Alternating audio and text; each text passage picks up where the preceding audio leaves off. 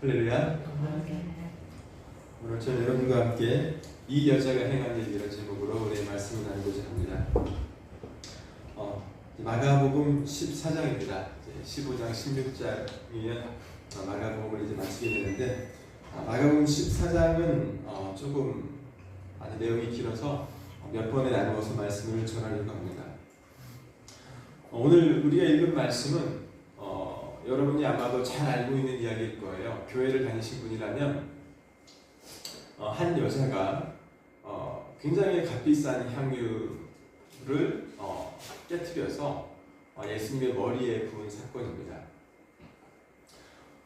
이 사건을 통해서 예수님은 이 여자가 행한 일을 기념한다고 하십니다. 그리고 복음이 전파되는 모든 곳에서 이 여자가 행한 일을 여러분과 제가 오늘 말씀에 읽은 것처럼 기념하는 그런 일이 있을 것이라고 말씀하셨습니다. 이 사건이 주는 메시지가 어떤 것일까 함께 말씀을 통해서 나눠보려고 합니다. 오늘 본 말씀은 예수님의 그 마지막 주간입니다. 그래서 성경 신약 성경 특별히 마태, 마가, 누가, 요한복음을 보면 예수님의 마지막 일주일, 예수님이 물론 3년의 공생의 생활을 했지만 그 3년의 사역 가운데 그 마지막 일주일에 대해서 굉장히 자세히 할애하면서 많은 그 기록들을 하는 것을 보여주고 있습니다. 그래서 마가복음 14장부터는 예수님이 십자가에 돌아가시기 그 주간에 일어난 일들을 기록. 오늘 일도 그 내용 중에 하나입니다. 그래서 예수님이 십자가에 잡히기 직전의 장면인데, 그 십자가에 잡히시기 전이니까 어떤 일이 있겠습니까? 14장 1절에 보면 이틀이 지나면 유월절과 무교절이라 대제사장과 서기관들이 예수를 계교로 잡아 죽일 일을 이제 계획하기를 시작합니다. 그러는 가운데 예수님께서 베다니 문둥이 시몬의 집에 들어가십니다. 그래서 이 향유를 부은 사건이 어디에서 일어났냐 하면 이 문둥이 시몬의 집에서 일어났다고 합니다. 이것도 여러분 굉장히 오늘 그 본문이 주는 이야기 중에 첫 시작인데, 어디 집이라고 했죠? 문둥이 시몬의 집이라고 했습니다. 이 문둥병이 즉 나 환자가 지금도 있긴 있습니다. 굉장히 소수가 지금도 문둥병에 걸리고 있는데, 정말 지금은 뭐 치유도 가능할 정도이고 또 걸리는 숫자가 너무너무 미미해서 이제 우리 주위 가운데는 이 병에 걸린 사람을 찾아보기도 쉽지 않죠. 그런데 예전에는 이 병이 꽤 있었고, 그리고 이 병에 걸린 사람은 하나님의 저주를 받아서 죽는 사람이다. 전생에 어떤 죄를 지었으면 이런 병에 걸리겠느냐 하면서 많은 사람의 어떤 조롱도 받고, 더 나아가 문둥병은 어떤 병이죠? 전염병이에요. 병으로 옮기기 때문에 가정으로부터 격리당하죠. 즉 사랑하는 사람부터 격리당하는, 남편이 아내를 사랑하지만 함께 있을 수 없는 병이 문둥병이에요. 그래서 아내를 사랑하지만 아내와 어떻게 해야 돼요? 떨어져야 돼요. 자녀를 사랑하지만 어떻게 자녀를 버려야 돼요. 그러니까 아무리 부모님을 사랑하지만 함께 데리고 있을 수가 없다는 거예요. 그것이 문둥병이고, 여러분 문둥병을 보신 분은 알겠지만 아마 여러분 시대는 다 보셨을 것 같아요. 손가락들이 떨어져 나가기 시작합니다. 그런데도 고통을 잘 몰라요. 얼굴도 막 이상하게 변하기 시작하고, 그러면서 서서히 죽어가는 병인데 또 빨리 죽지도 않습니다. 근데 죽는 거는 확실하죠. 또 오늘 본문에 보면 누구의 집이냐면 문둥병 시몬의 집이라고 합니다. 그럼 이 문둥이 시몬이라는 사람은 어떤 사람이겠어요? 격리되어야 되는 사람인데, 지금 이 집에서 잔치를 벌인다는 것은 이 사람이 문둥병에 걸렸었는데 이 사람이 지금 나았다는 겁니다. 할렐루야. 자, 이 문둥이 시몬의 집이라는 것은 이런 내용을 지금 보여주는 거예요. 문둥병에 걸려서 죽어가던 사람이 나음을 입었어요. 근데 이 사람 집에서 지금 예수님께서 식사를 하고 있었습니다. 제자들과 그리고 많은 무리들이 함께 식사를 하는 것을 볼 수가 있습니다. 아마도 그러면서 예수님의 사역을 보면 이렇게 하시면서 예수님은 또한 그곳에서 말씀을 전파하시는 것을 볼 수가 있어요. 근데 이때 한 사건이 일어나죠. 한 여자가 매우 값진 향유, 그것이 어떤 향유일까 했을 때 곧 순전한 낮에 한 옥합을 가지고 와서 그냥 우리가 보통 물을 이렇게 붓는다 하면 이 물을 이렇게 붓잖아요, 조금씩. 그런데 이 여인은 이거를 그냥 깨트린 거예요. 향유가 담겨 있는데 향유를 조금씩 따르지 않고 완전히 깨트려 버린 거예요. 그리고 예수의 머리에 붓는, 굉장히 상식적이지 않는, 일반적이지 않는 그 일을 한 겁니다. 누가 여러분 향수를 뿌릴 때 향수를 툭 하고 조금만 뿌리지 향수를 깨가지고 병째로 붓습니까? 그죠? 근데 이 여인은 그 병째로 그냥 자체를 깨뜨려서 그 모든 기름을 한 번에 쏟아 붓는 그런 일들을 하는 것입니다. 매우 값진 향유라고 합니다. 그래서 여러분이 1년을 일해서 벌어야 되는 그런 돈이라고 합니다. 한국으로 친다면 매달 300만 원, 1년이면 한 3,600만 원이 되겠죠. 3,600만 원짜리 향유를 한 번에 부은 거예요. 한국 물가로 생각을 한다면 그러니까 엄청나게 값진 것을 한 번에 부은 것이라고 볼 수 있습니다. 이런 사건이 일어났습니다. 그래서 이 여인이 예수님께 드린 이 옥합은 어떻게 보면 자신의 어떤 모든 것을 드리는, 물론 한 병이겠지만 그런 것을 내포한다는 거죠. 내 모든 삶을 주님께 드린다는 그런 헌신이 포함된 것이라 볼 수 있습니다. 그런데 이 일이 있고 나서 어떤 일을 이제 우리가 보게 되냐면 어떤 사람들이 분내어 서로 말하되 어땠다고 말을 하냐면 자, 이 여인이 향유를 갖다 부었는데 이 어떤 사람들은 예수님의 제자들입니다. 그 중에 대표는 가룟 유다고요.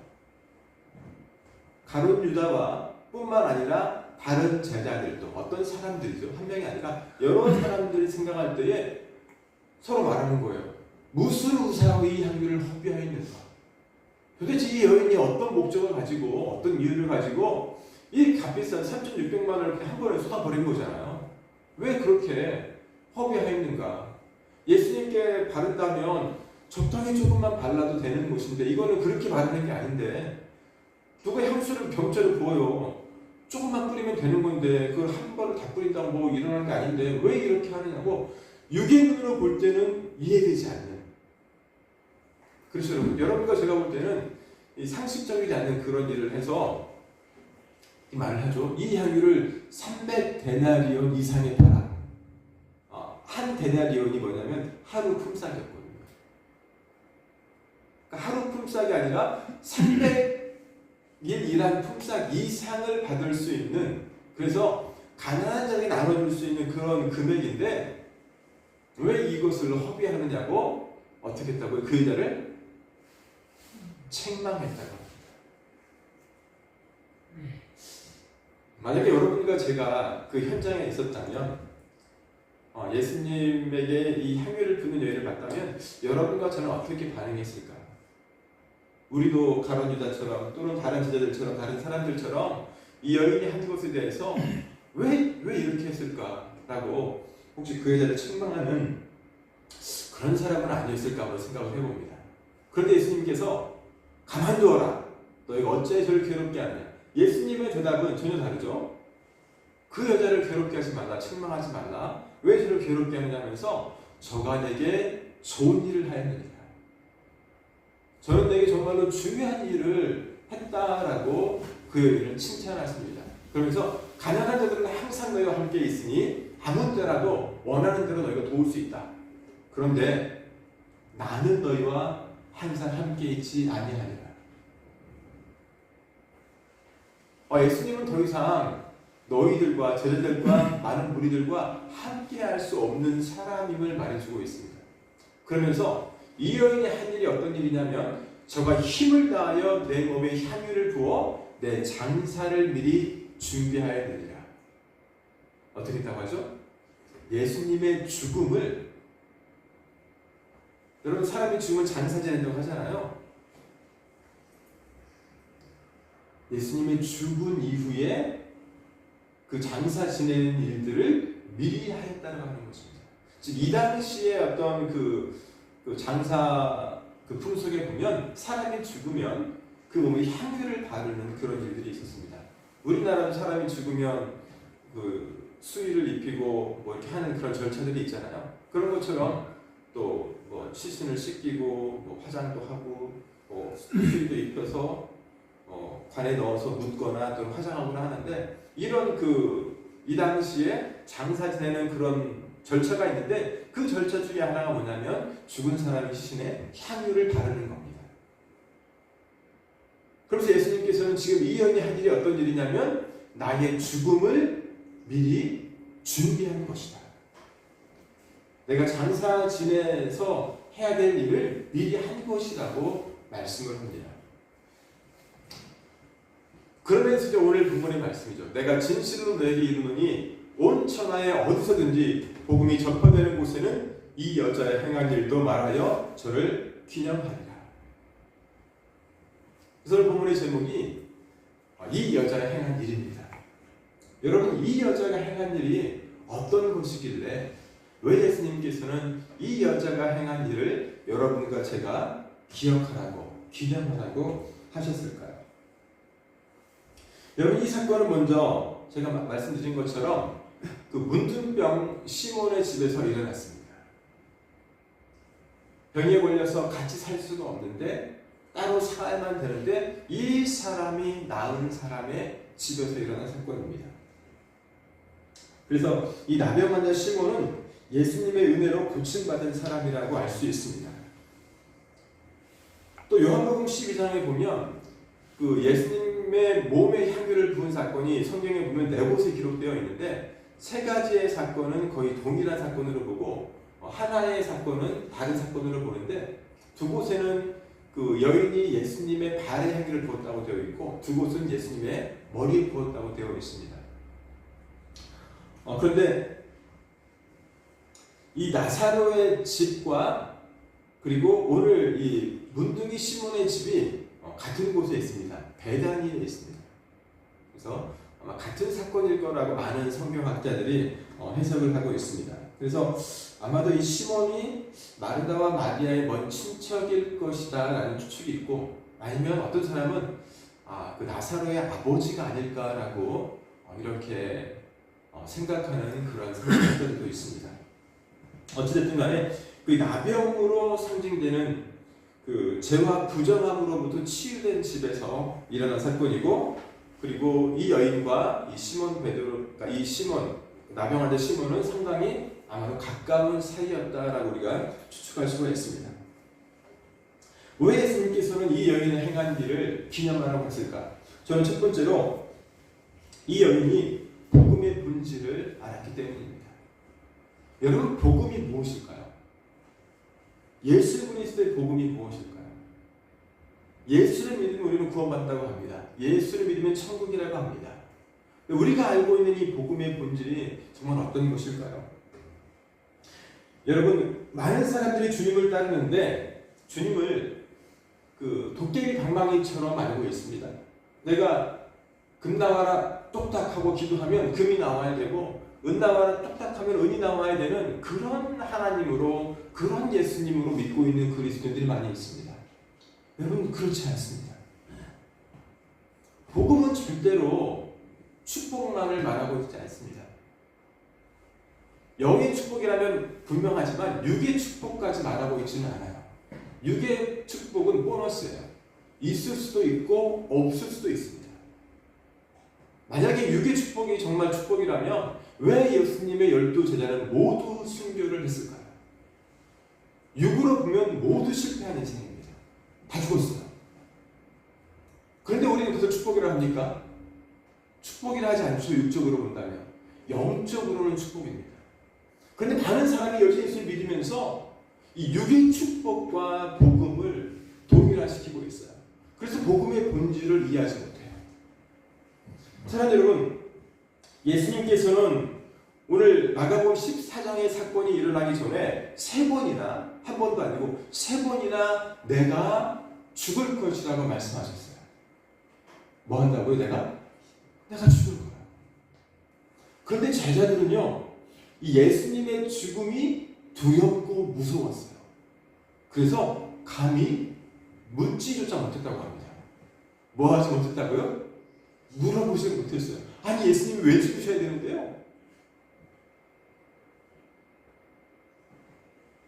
세 번이나 말씀하셨는데도 불구하고 제자들 중에 그 누구 어느 하나도 예수님의 죽음을 준비하지 못했습니다. 그리고 예수의 죽음을 원하지도 않았습니다. 그들이 믿었던 메시아는, 그들이 믿었던 예수 그리스도는 우리를 로마의 압제에서 구원할 구원자가 맞거든요. 우리 민족이 지금 시대가 암울하고 어두운데 이 상황에서 우리를 구해줄 자가 됐는데 예수님이 죽어버리면 그런 일이 일어날 수가 없잖아요. 죽음을 기대하지도 않았고 원하지도 않았습니다. 마가복음 9장 32절에 보면 제자들은 여전히 그 말씀이 무슨 뜻인지 알지 못하고 묻기도 두려워하였더라. 여러분, 예수님의 제자들은요, 영광의 주님을 꿈꾸었지 고난의 주님, 십자가의 주님을 꿈꾸지 않았습니다. 나는 어떠한 주님을 꿈꾸고 있습니까? 내가 믿고 있는 하나님, 내가 따르고 있는 주님은 어떤 주님일까요? 그런데 오늘 이 여인은 육의 눈으로 볼 수 없는 영의 눈으로 예수 그리스도의 죽음을 예비하고 준비한 여인이었습니다. 그래서 이 여인이 행한 일이 기념되는 것입니다. 사랑하는 여러분, 이 여인은 영적으로 예수의 죽음을 감지하고 향유를 부음으로써 그분의 장례를 준비하는 행위를 한 것입니다. 그래서 이 여인이 행한 일이 기념되었다는 것입니다. 즉 예수 그리스도의 죽음을 준비하는 것입니다. 예수님께서 이 땅에 오신 이유도 자신의 생명을 다른 사람의 대성물로 주시기 위해서 십자가를 지시기 위해서 예수님은 이곳에 오셨습니다. 이것이 복음의 본질이에요. 할렐루야. 예수님이 왜 오셨다고요? 예수님은 나의 죄를 대속해 주기 위해 십자가에 지시기 위해, 즉 나를 위해 죽기 위해 오셨다는 거예요. 이 주님을 내가 믿고 이 주님을 내가 믿기 때문에 감사하고 기쁨이 넘쳐나는 겁니다. 그런데 이 복음의 본질을 많은 제자들, 12제자도 이때까지는 이해하지 못하는 거예요. 그런데 이 이름 없는 한 여인이 왜 예수님이 이 땅에 왔는지, 왜 예수님이 죽으셔야 되는지 그것을 이해하고 그것을 준비했다는 것입니다. 사랑하는 여러분, 여러분과 저는 정말 어떻게 예수 그리스도를 믿고 있습니까? 이적을 행하시고 기적을 행하시고 정말 주옥 같은 설교를 하시는 그러한 주님을 원하십니까? 아니면 십자가에서 죽으시는 그 주님을 원하고 계십니까? 이 여인은 예수의 죽음을 믿음으로 받아들인 그러한 여인이었습니다. 그래서 이 여인의 행한 일들이 기록되는 것입니다. 두 번째로 왜 예수님께서 이 여인의 이 행위를 기념하라 했을까요? 그것은 이 여인이 예수님께 자신의 모든 삶과 생명을 걸었기 때문입니다. 여러분, 많은 제자들은요, 이 일이 일어났을 때에 이 여인을 책망했습니다. 왜 이 향유를 허비하는가라고 책망했는데 예수님께서는 책망이 아니라 오히려 이 여인을 칭찬했는데, 여러분, 제가 말씀드린 것처럼 이 향수가 아니라 이 향유가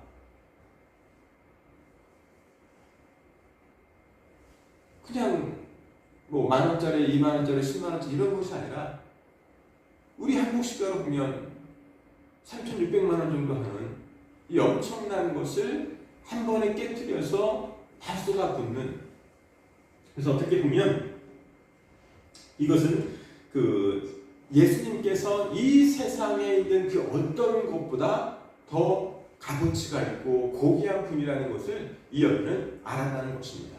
그리고 그것을 위해서 내가 가진 것을 전부 다 드릴 수 있는 그러한 여인이었습니다. 여러분은 어떻습니까? 내가 갖고 있는 가장 중요한 것, 가장 고귀한 것, 이 모든 것들을 주님께 드릴 수 있을까요? 할렐루야.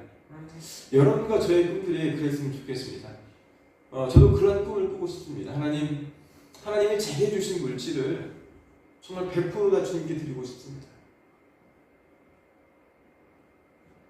주님이 얼마만큼 저를 축복하실지 모르겠지만 하나님 저를 축복하신다면 이제 그 모든 물질을 다 주님께 드리고 싶습니다.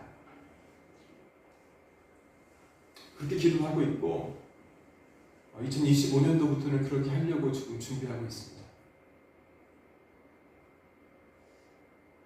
내가 내 인생을 살아가면서 무엇 때문에 왜 살아야 하는지, 이 여인은 그 값진 것을 그냥 깨트려서 주님께 드릴 수 있는, 내 전부를 드릴 수 있는 그러한 믿음으로 예수님을 믿고 따랐다는 것입니다. 사람들은 이 여인을 이해하지 못했지만 예수님은 이 여인의 마음을 이해했습니다. 이 여인이 왜 이런 행동을 했는지, 왜 이렇게 부었는지를 이해하고 이 여인의 한 일을 기념하라고 하시는 것입니다. 사랑 여러분, 내가 복음을 믿고 따라갈 때에는, 내가 예수님 믿고 따라갈 때에는 내가 예수님 믿고 따라가는 것에 대한 내 신앙, 내 삶이 나오게 되어 있습니다. 나의 삶으로 그것들이 표출되어야 어떻게 보면 그것이 믿음이라고 할 수 있습니다.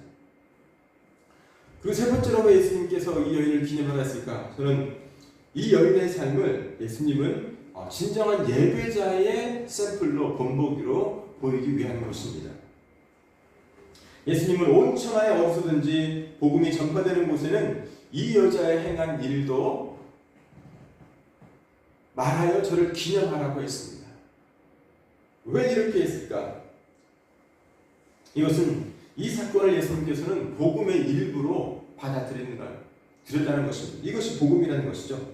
여러분, 복음이 뭐냐면 가장 간단하게 한다면 그리스도의 탄생과 그리스도의 죽음과 그리스도의 부활입니다. 이것이 복음이라고 할 수 있어요. 예수 그리스도가 오신 것과 죽으신 것과 부활하신 것이 복음의 본질인데, 수많은 사람들이 부활을 체험하기 전까지는 예수님의 죽음에 대해 이해하지 못하는 거예요. 탄생은 이해를 하는데, 오신 것은 이해를 하는데 그 죽음을 이해하지 못했다는 거예요. 그분의 부활도 이해하지 못했고. 그런데 이 여인은 그것을 믿었다는 것입니다.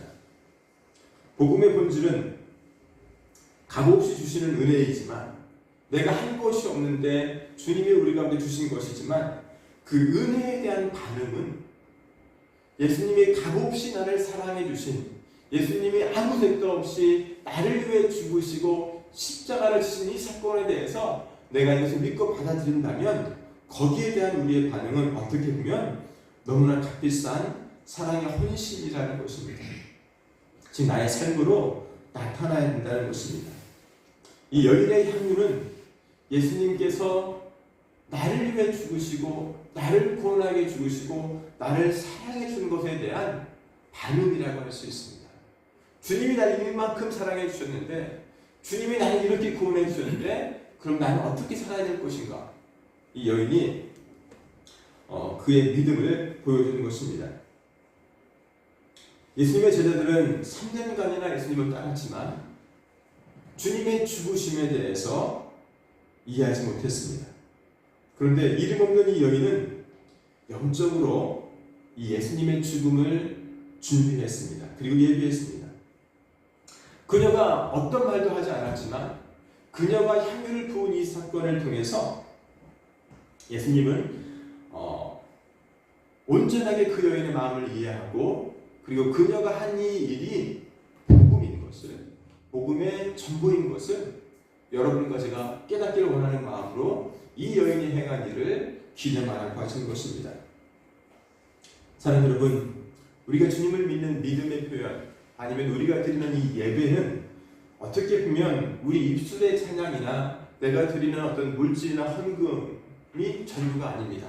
그것은 한 부분일 뿐이고, 내 전부를 드리는 것이 예배이고 내 전부를 드리는 것이 믿음입니다. 그래서 주님은 어떻게 보면 자신의 전부를 드린, 내 모든 것을 드린 이 여인을 여러분과 제가 기념하라고 하신 것입니다. 오늘 이 본문 속의 여인은 이름조차 기록되지 않았습니다. 어쩌면 이 여인이 마리아일 수도 있습니다. 나사로의 자매였던. 그런데 성경은 의도적인지 모르겠지만 이 여인의 이름을 기록하고 있지 않습니다. 이름은 중요하지 않습니다. 중요한 것은 여러분과 제가, 즉 이 여인이 행한 일입니다. 즉 이 여인이 행한 일은 뭐냐면 이 여인이 믿음의 삶을 표현하는 것이죠. 믿음의 삶을 보여주는 것입니다. 여러분과 제가 이 땅을 살아가면서 내 이름 석자 남기는 것이 중요한 것이 아니라 그리스도인들에게는 내가 어떠한 믿음의 삶을 살았는가, 내 삶이 중요한 것입니다. 그래서 그가 행한 일입니다. 이 여자의 행한 일. 우리가 구원 하나님의 은혜로 받지만 구원받은 사람은 구원받은 열매를 갖고 살아야 합니다. 뭐 닭이 먼저냐 달걀이 먼저냐 같지만 참 어려운 문제이지만 내가 구원받았다면, 내가 예수를 믿는다면 오늘 이 여인처럼 자신의 가장 값진 것을 드릴 수 있는, 믿음으로 그리고 그 일을 할 수 있는, 육의 눈으로 보기에는 볼 수 없지만, 육으로 이해할 수도 없지만 하나님의 음성을 듣고 성령의 음성을 듣고 그 음성들을 순종하여서 하나님이 원하는 대로 살아가는 이 삶을 살아가는 사람을 주님은 원하신다는 것입니다. 그래서 그녀의 이름은 지었지만 그녀의 사랑의 복음은 복음 가운데 계속적으로 심겨져 있는 것입니다.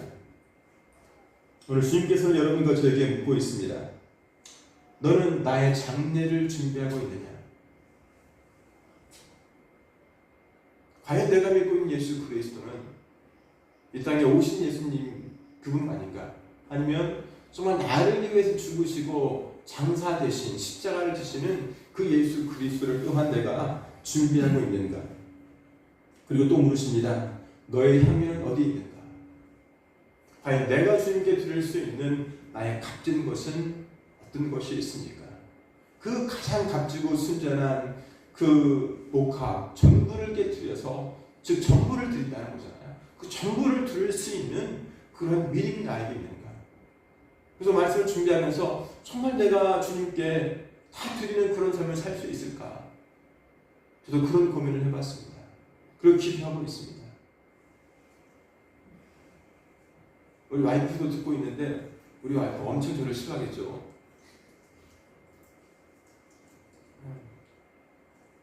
우리 자녀들도 싫어할 것이고.